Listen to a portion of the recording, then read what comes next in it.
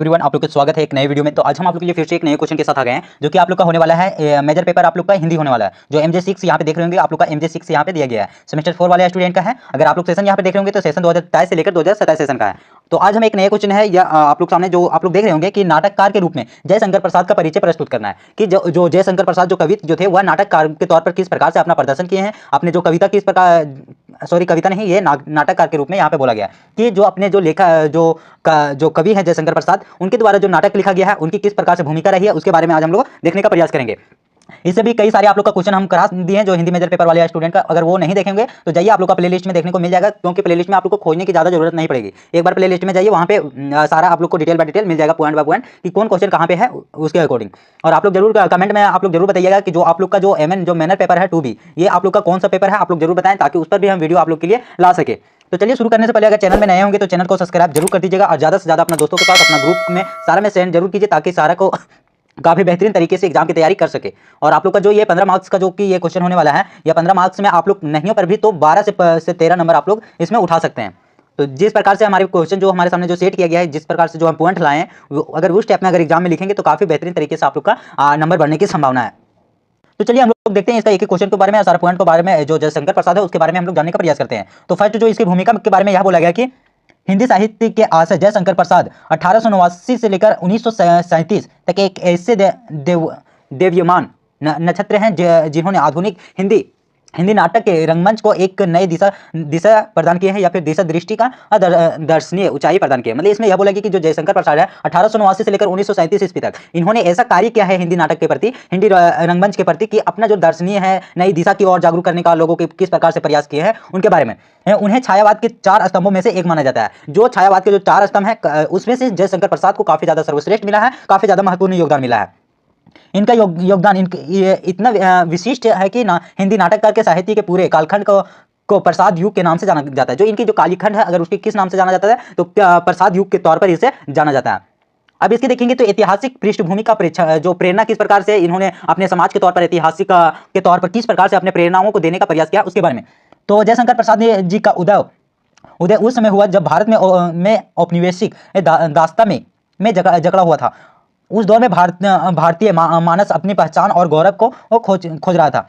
जयशंकर प्रसाद जी ने इसकी इतिहास उन स्वामी पृष्ठों यानी विशेष मौर्य और गुप्त काल को चुना, और जहां भारत अपनी शक्ति और संस्कृति पराकाष्ठा पर था। मतलब इसमें जयशंकर प्रसाद कब से इसका कार्य कर रहे हैं कि उस विषयों से, अगर जिस समय भारत में मौर्य काल था, गुप्त काल था, उस समय से इन्होंने अपना हिंदी नाटक के प्रति अपना काम ये चालू किया था, और अपने प्रेरणा किस प्रकार से था उसके बारे में यहाँ पे बताने का थोड़ा सा प्रयास किया गया है। अब इसके सेकंड में देखते हैं तो प्रसाद जी के जो जयशंकर प्रसाद है उसकी कुछ नाटक किस प्रकार से है उसके बारे में हम लोग देखने का प्रयास करेंगे। तो इनके जो प्रमुख जो नाटक थे वह प्रसाद जी के 13 नाटकों की रचना की, जिन्होंने प्रमुख 3 श्रेणियों में बांटा गया है। जो इनकी जो 13 नाटक थे काफी ज्यादा प्रसिद्ध नाटक थी, इन्हें 3 श्रेणियों के तौर पर इसे बांटा गया था। पहला में है कि ऐतिहासिक नाटक, जिसमें ऐतिहासिक नाटक को रखा गया था। सेकंड में देखेंगे तो यहाँ पे प्रामिक और काल्पनिक नाटक, जो प्रामिक और काल्पनिक नाटक मतलब किसी भी चीज को कल्पना करना, वैसे नाटक को कि जो हम यहाँ पे नाटक कर रहे हैं और जो बीती हुई बात या फिर जो आने वाली जो बात को है उसे कल्पना करके उस नाटक को प्रस्तुत करना, ये था दूसरा नाटक। अब चलिए हम लोग तीसरा नाटक को देखेंगे। तो थर्ड में जो था वह है नाटक शिल्प और विशेषताएं। इसकी विशेषता किस प्रकार से थी उसके बारे में यहाँ पे बताया गया। इसके एक एक पॉइंटों को हम लोग जानने का प्रयास करेंगे, जो कि यह उनकी व्याख्या का मुख्य आधार है, जिन्होंने भारतीय इतिहास का महत्वपूर्ण पात्रों का जीवन किया गया है। जो फर्स्ट में इसकी ऐतिहासिक तौर पर जो रखा गया था, तो इसमें कौन कौन से नाटक हैं, इसमें है राज्यश्री, जो कि कब इसे प्रकाशित किया गया था, तो 1915 ईस्वी में। इसके हर्षवर्धन के समय के घटनाओं का चित्रण है। जो हर्षवर्धन के जो समय का किस प्रकार से जो उस समय की जो घटना है उसके बारे में इसमें राजश्री में बताया गया। दूसरा में अजातशत्रु, यह कब प्रकाशित किया गया था, तो यह 1922 ईस्वी में। यह मगध और कौशल के कोलंबिया के संघर्षों का कथा है। जो कोलंबिया है या कौशल जो उसमें था उसके बारे में यहाँ पे बताया गया। थर्ड में अगर देखेंगे तो स्कंदगुप्त के बारे में, इसे प्रकाशित कब किया था, तो 1928 ईस्वी में इसका प्रकाशित किया गया था।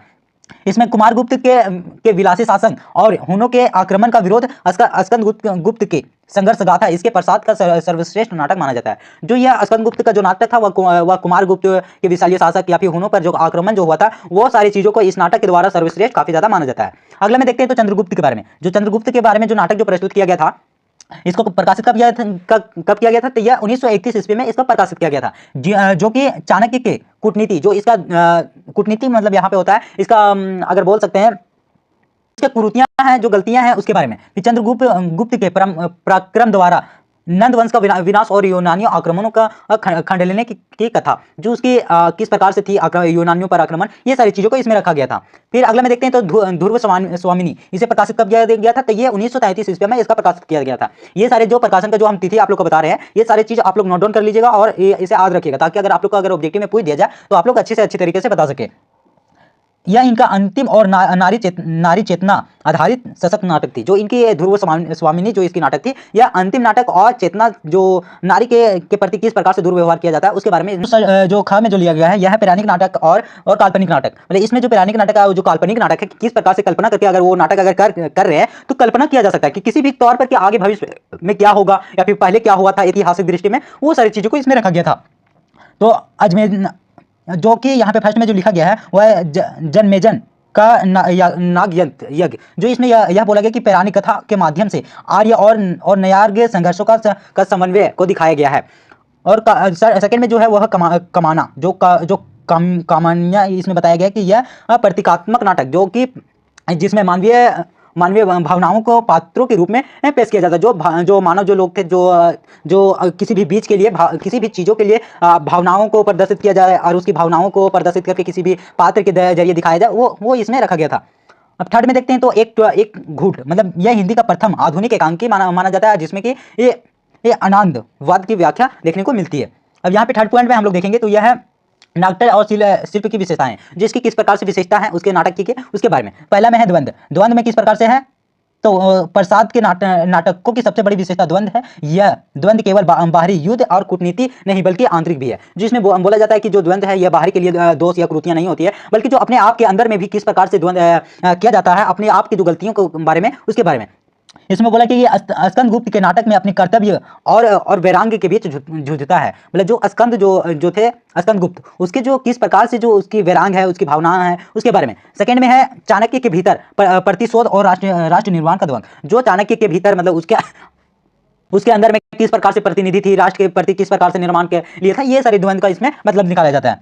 अब देखते हैं तो चित्रण, जो चरित्र चित्रण, जो यहाँ चरित्र चित्रण में अगर हम लोग देख पा रहे हैं तो इसमें यह बोला गया कि जयशंकर प्रसाद जी ने अपने नायक को और धीरोत्तांत महान या फिर धैर्यवान बनाया है, लेकिन वे हांड मास से इंसान भी है। वे केवल आदर्श की मूर्ति नहीं है, बल्कि उनके मानवीय कमजोरियां और भावनाएं भी है।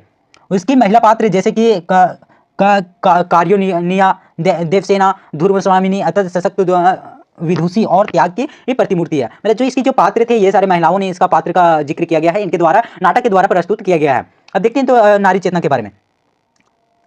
नारी चेतना में यह बोला गया कि प्रसाद जी ने नारी को केवल उपभोग की वस्तु नहीं माना है, बल्कि ध्रुव स्वामी ने उन्होंने नारी के पूर्ण विवाह, जैसे में अनमेलल विवाह से मुक्त और उनके आत्मसम्मान का प्रश्न उठाया है, जो उनकी समय के समाज के लिए अत्यंत क्रांतिकारी था।